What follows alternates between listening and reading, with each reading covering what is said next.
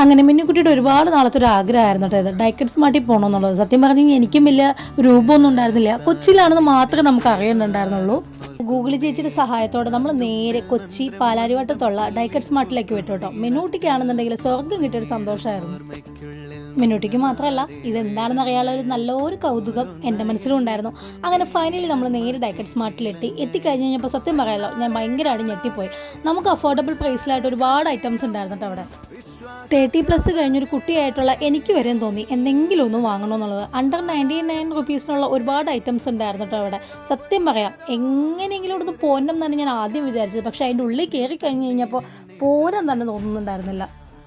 മിന്നുക്കുട്ടിയാണെന്നുണ്ടെങ്കിൽ അത്യാവശ്യം ജേർണൽ കാര്യങ്ങളൊക്കെ ചെയ്യുന്നത് കാരണമുണ്ട് മിന്നുക്കുട്ടിക്ക് ഈ വക ഐറ്റംസ് ഒക്കെ എടുക്കാൻ ഭയങ്കര ഇൻട്രസ്റ്റ് ആയിരുന്നു. മിന്നുക്കുട്ടിക്ക് ആവശ്യമുള്ള സാധനങ്ങളൊക്കെ നോക്കിയെടുക്കായിരുന്നു കേട്ടോ. ഞാൻ ആദ്യം തന്നെ പ്രൈസാണ് നോക്കിയത്.